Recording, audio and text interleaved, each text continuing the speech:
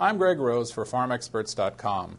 Today we're speaking with Dr. Emery Seli of the Department of Obstetrics, Gynecology, and Reproductive Services at the University of Yale Medical Center.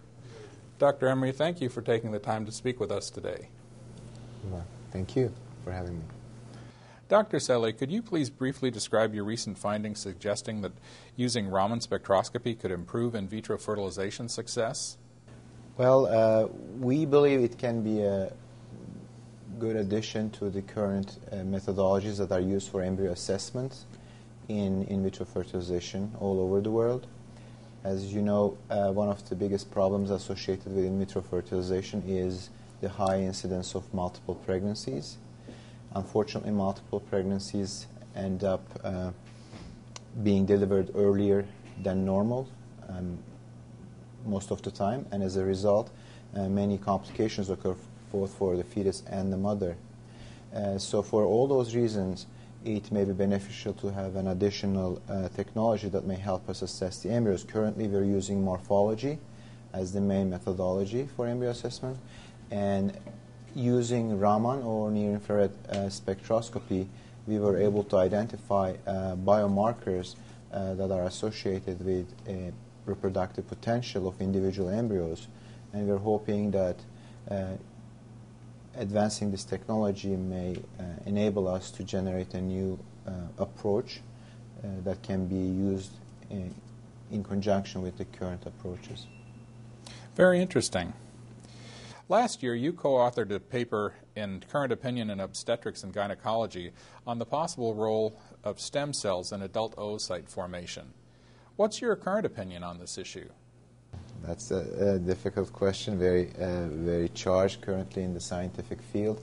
Though the two articles that initiated those discussions came from Jonathan Tilley's lab from Harvard. The first author, Joshua Johnson, is currently at Yale working with us. They were challenging the dogma that mammalian adults do not make new oocytes in their ovaries, as we all believed when we were taught at school that all mammalian females make their oocytes while they're themselves fetuses and then never again. Those two articles challenged this view and made a good case for it. They were able to show cells that express markers of stem cells that looked and seemed to act like oocytes, and this generated quite a bit of a stir in the field. Now, you have to understand a lot of people also disagreed with this because many they also believe the old data, and also because within the past 2-3 years that following those manuscripts, they could not generate a live animal from those oocytes that looked like they were derived from stem cells. Mm-hmm. This kind of caused some suspicion among those who were criticizing the field, but I personally believe that it seems like certain cells derived from stem cells are being found in the ovaries. Their potential as oocytes that can lead to newborns has to be assessed, and we'll just see how the data develops. Right now it's still, I think, too close to call. Yeah, thank you very much. That was an excellent answer. You recently described that the removal of hydrocell pinges increases the expression of endometrial leukemia inhibitory factor and also increases the success of in vitro fertilization. Is there a relationship between endometrial LIF and fertility in healthy women? Well, we do believe that there is. Leukemia inhibitory factor is among many markers that were identified correlating with endometrial receptivity, the ability of a uterus to house an embryo, basically. It works very well, and it's very well demonstrated in the mouse model. If a mouse uterus does not have LIF, implantation does not occur. How important LIF is in the case of human is less well known, because we cannot have a basic human model without LIF. We do not have it.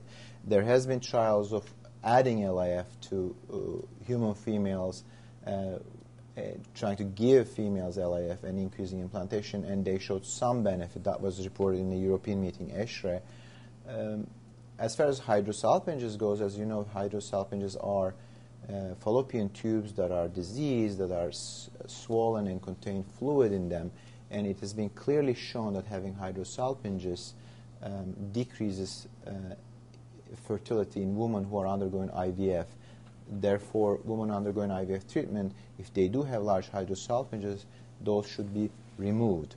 Now, in this study, when we removed the hydrosalpinges, we showed that the LAF levels went up, consistent with the current belief that removing hydrosalpinges helps us, and also showing that LAF increases in response to salpingectomy, meaning removal of hydrosalpinges, gives us a way by which this treatment may be helping women. So it is possible that removing tubes, diseased tubes, hydrosalpinges, increases LAF, and as a result helps implantation in women undergoing IVF. Could LIF be a target for the development of fertility-enhancing or fertility-inhibiting drugs? Could be. I think it's been tried. It is possible that it could be used to increase endometrial receptivity. One of the problems with endometrial receptivity studies was the end result. But I agree with you, it could be used. It will be difficult to prove, but it can be used. Thank you, Dr. Seli, for your important insights on this topic. Thank you for having me.